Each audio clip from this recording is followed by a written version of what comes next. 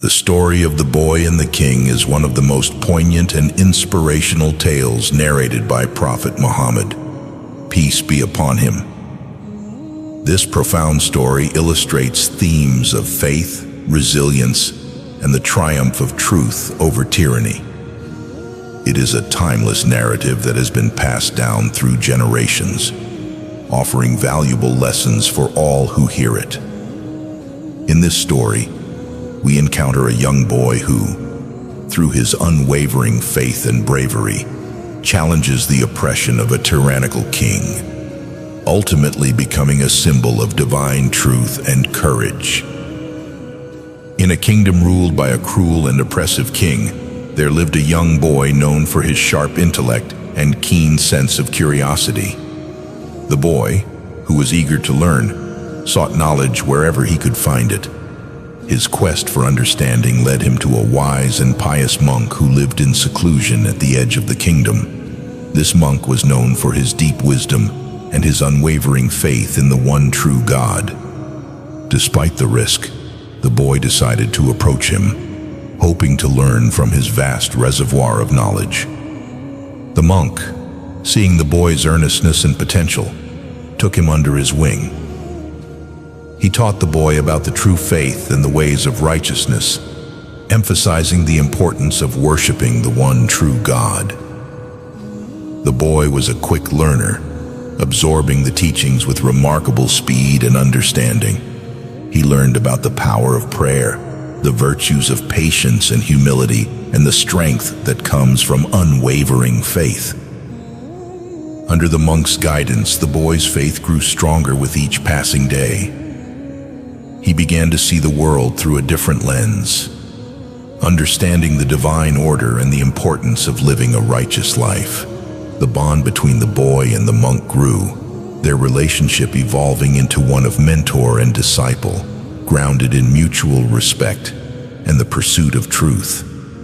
Meanwhile, the king, who practiced a false religion and demanded that his subjects worship him as a deity, became increasingly paranoid about any threat to his rule. He had spies and informers scattered throughout the kingdom, constantly on the lookout for any sign of dissent or rebellion. It wasn't long before rumors of the monk's teachings reached the king's ears. The idea of a monk spreading a faith that contradicted his own decrees was intolerable to the king, and he decided to act swiftly. The king ordered his soldiers to find and capture the monk, intending to put an end to his influence. Despite the king's harsh decree, the boy continued to visit his mentor in secret, sneaking through hidden paths and dense forests to reach the monk's secluded abode. The boy's determination and bravery were remarkable, and the monk, sensing the growing danger, intensified his efforts to impart as much knowledge and wisdom to the boy as possible. One day, while on his way to visit the monk, the boy encountered a ferocious beast blocking the path of the townspeople. The beast was enormous, with sharp claws and menacing eyes, and it had been terrorizing the villagers for days.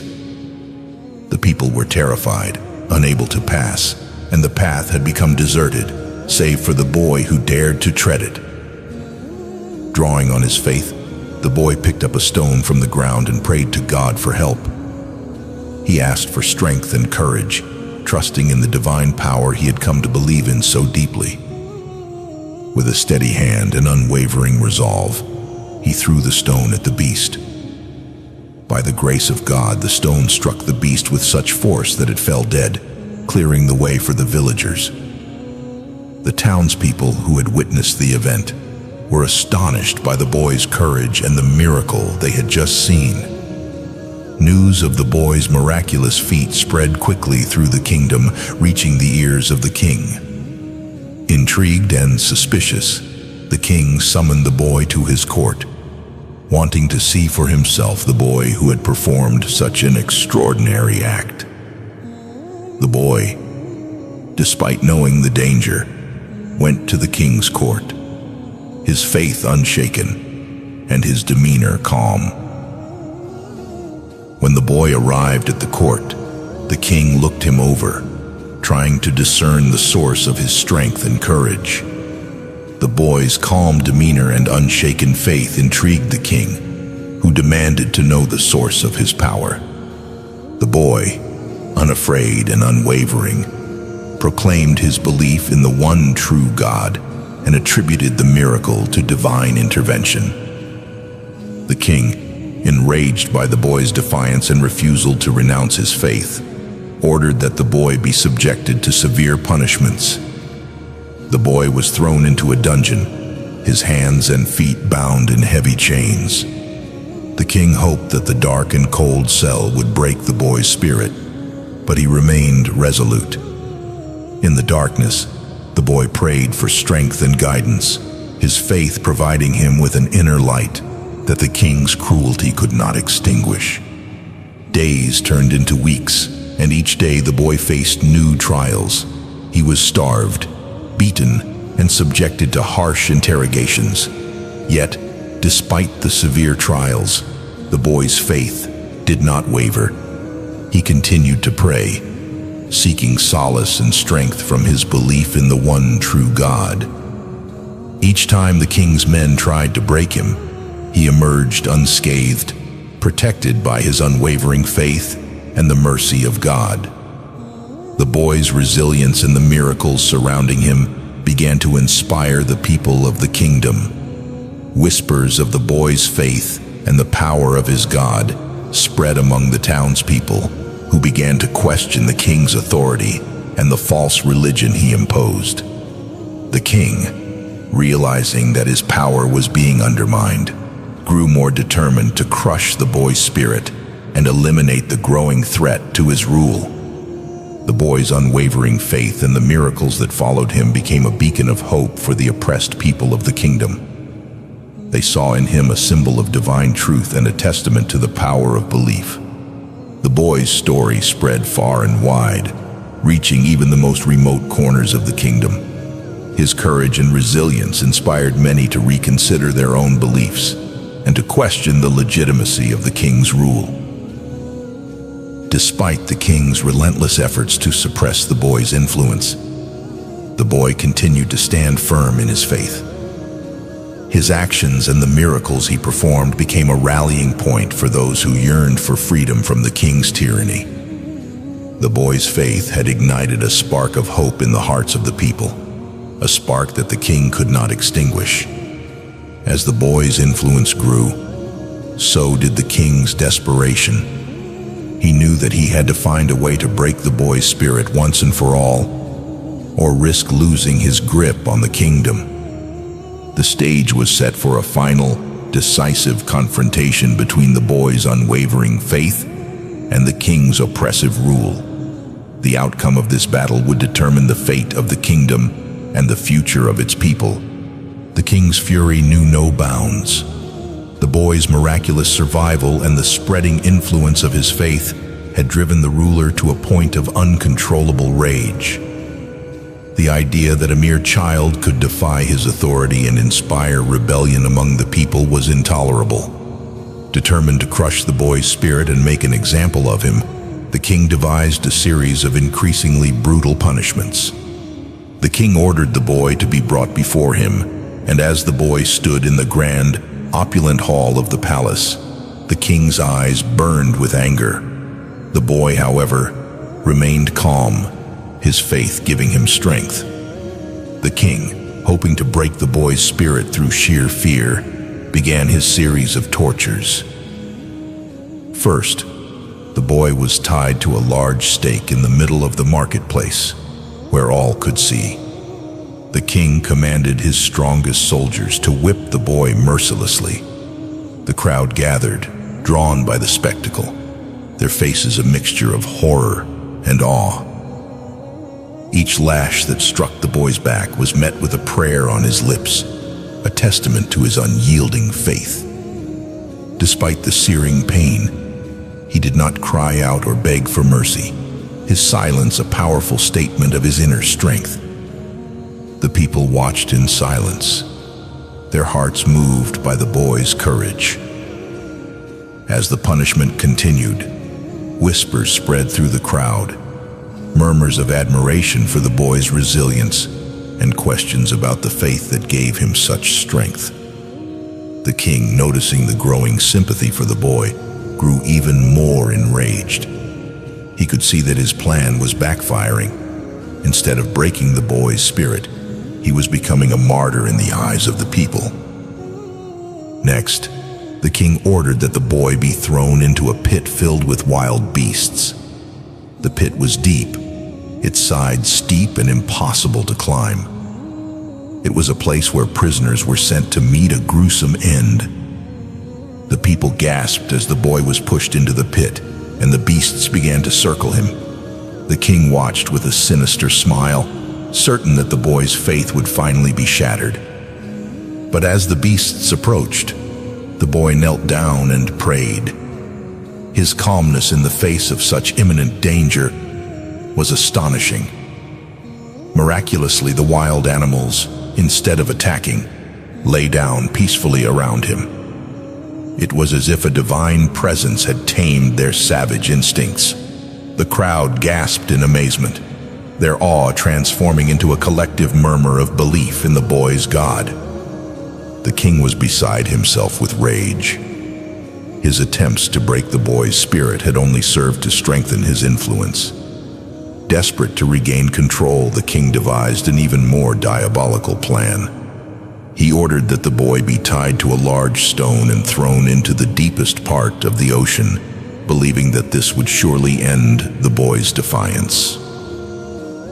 The soldiers took the boy to the shore, where a large crowd had gathered to witness the grim spectacle.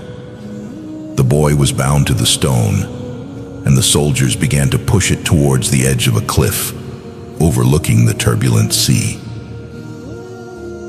As they prepared to cast him into the water, the boy prayed once more, placing his trust in God's hands. As the stone plunged into the water, dragging the boy with it, the crowd held its breath. Moments passed, and just when it seemed certain that the boy had met his end, a wave surged, lifting the stone and the boy to the surface. The bindings miraculously loosened, and the boy was carried gently to the shore by the waves. He emerged from the sea unharmed, his faith once again proving unshakable. The people, witnessing yet another miracle, were filled with an overwhelming sense of awe and reverence. Many openly proclaimed their belief in the one true God, inspired by the boy's unwavering faith and the divine interventions that had saved him. The king, watching from the shore, felt his grip on power slipping away. His subjects were no longer afraid of him. Instead, they were drawn to the boy's God, whose power had been so clearly demonstrated. The king knew he had to act quickly to regain control. In a final, desperate attempt, he decided to consult with his closest advisors and devise a plan that would end the boy's influence once and for all. He called a secret meeting in his palace, where he laid out his next move. The advisors, sensing the king's desperation, proposed a public spectacle that would leave no room for doubt about the boy's fate. The king ordered that a large arena be prepared for the execution. It was to be a grand event, attended by all the nobles and the common folk alike. The boy would be tied to a stake in the center of the arena, and archers would be instructed to shoot him with arrows. The king believed that a public and brutal execution would finally break the people's fascination with the boy and restore his own authority. As the day of the execution approached, the boy remained calm and composed. His faith was stronger than ever, and he accepted his fate with grace. On the day of the execution, the arena was filled to capacity, the air thick with anticipation. The boy was brought out, and the crowd fell silent, their eyes fixed on him. Before the execution commenced, the boy, sensing the significance of the moment, addressed the crowd. He told them that his faith had brought him this far and that he was ready to meet his end if it meant that the truth would be revealed. He then advised the king to say, "In the name of the Lord," of the boy, before shooting the arrow. Reluctantly, the king followed the boy's instructions, desperate to see him dead. As the arrow was loosed and struck the boy, he fell to the ground. The crowd was silent for a moment, and then a collective gasp rose as they realized what had happened. The boy had sacrificed himself, but in doing so, he had achieved something profound. The people, moved by his sacrifice and the invocation of the true God's name, began to openly declare their faith. They proclaimed their belief in the one true God, and the king's power was irreversibly shattered. In his death, the boy had accomplished a monumental victory. His unwavering faith and ultimate sacrifice had led to the enlightenment and liberation of an entire kingdom. The king, defeated and powerless, watched as his subjects turned away from him and embraced the faith that the boy had so valiantly defended. The boy's legacy lived on, inspiring countless individuals to stand up for their beliefs and to find strength in their faith. His story was told and retold, becoming a symbol of divine truth and the triumph of faith over tyranny. The kingdom, once ruled by fear and oppression, was transformed by the light of faith and the power of belief, all thanks to the courage and sacrifice of a young boy who never wavered in his devotion to the one true God. The king's desperation reached its peak. He could no longer tolerate the boy's defiance and the growing rebellion among his people. The boy's unwavering faith and the miracles that surrounded him had not only threatened the king's authority, but had also ignited a spark of hope among the oppressed citizens. The king knew he had to take drastic measures to restore his rule and eliminate the boy once and for all. After consulting with his advisors, the king devised a final, cruel plan to break the boy's spirit and crush the burgeoning rebellion. He ordered his soldiers to bring the boy to the palace once again, and this time he would ensure that the boy would not survive. The king decided that the boy would be thrown from the highest cliff in the kingdom, a place known for its treacherous rocks and violent waves below. The fall would surely be fatal, and the public execution would serve as a dire warning to any who dared defy him. The boy was brought to the cliff, surrounded by a heavy guard. The townspeople who had heard of the king's plans gathered at the foot of the cliff, their hearts heavy with fear and sorrow. They watched in silence as the boy was led to the edge, his hands bound and his face serene.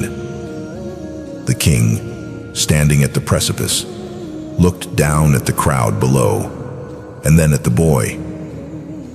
"Do you still hold on to your faith?" the king sneered, hoping to see fear in the boy's eyes. But the boy looked back at him, his gaze steady and calm. "My faith is stronger than ever," the boy replied, his voice clear and unwavering. "You may take my life, but you cannot take the truth from the hearts of the people."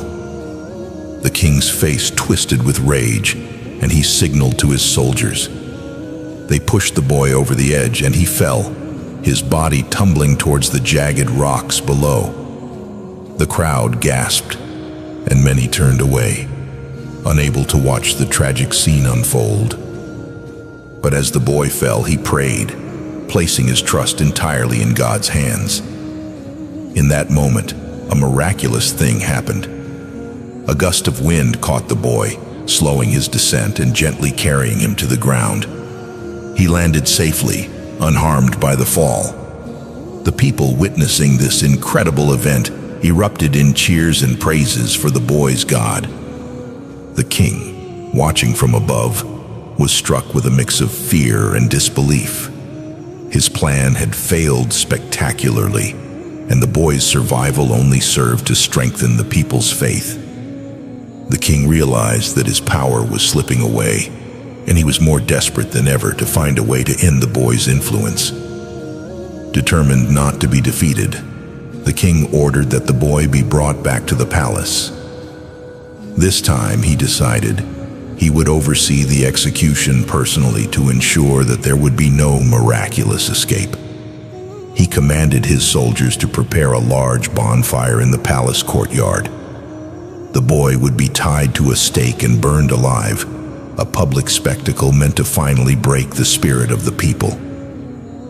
The boy was brought to the courtyard, where the massive pyre had been constructed. The flames roared, casting a hellish glow over the gathered crowd. The king addressed his subjects, proclaiming that this was the fate that awaited all who defied his rule. The boy, however, remained calm, his faith unshaken even in the face of such a gruesome end. As the soldiers tied the boy to the stake, he prayed silently, asking God for strength. The flames began to rise, licking at the wood and inching closer to the boy. The heat was intense and the crowd watched in horror, many of them praying for a miracle. Just as the flames seemed about to engulf the boy, a sudden downpour began. The rain fell in torrents, extinguishing the fire almost instantly. The boy stood unharmed, the stake wet and charred but intact. The people, once again witnessing a miraculous event, fell to their knees, praising the boy's God and declaring their faith openly. The king, drenched and humiliated, was at a loss. His every attempt to break the boy had only served to strengthen the people's faith. In a final act of desperation, the king devised the ultimate test. He ordered that the boy be tied to a stake and shot with arrows, believing that this method would leave no room for miraculous escape. The boy was brought to the palace once more, and the king's archers prepared their bows. The people gathered, their hearts heavy but filled with a sense of reverence for the boy's courage and faith. Before the execution commenced, the boy, sensing the significance of the moment, addressed the crowd once more. "I accept my fate," he said, his voice strong and clear, "but know this, my death will not be in vain. My faith is a testament to the one true God, and my sacrifice will inspire you to stand up for what is right." The king, eager to see the boy's end, ordered the archers to aim. The boy then instructed the king to say, "In the name of the Lord of the boy," before releasing the arrows. Reluctantly, the king followed the boy's instructions, hoping that this final act would end the boy's defiance. The archers released their arrows and one struck the boy. He fell to the ground, succumbing to his injuries.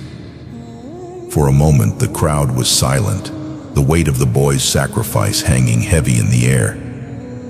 Then, as if moved by a collective realization, the people began to declare their faith in the one true God, inspired by the boy's unwavering belief and ultimate sacrifice.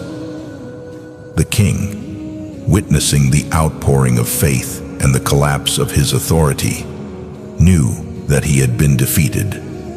The boy's death had only served to strengthen the people's resolve. His spirit broken, the king retreated to his palace, his power irreversibly shattered. In the aftermath of the boy's sacrifice, the kingdom underwent a profound transformation. The people, inspired by the boy's courage and faith, began to openly practice the true faith. The boy's story spread far and wide, becoming a symbol of divine truth and the triumph of faith over tyranny. His legacy lived on, inspiring countless generations to stand up for their beliefs and to find strength in their faith. The kingdom, once ruled by fear and oppression, was transformed by the light of faith and the power of belief.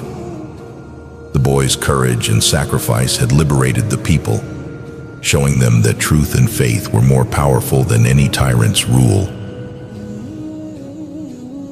The story of the boy and the king continues to inspire countless individuals, reminding them of the enduring strength of faith and the power of standing up for what is right.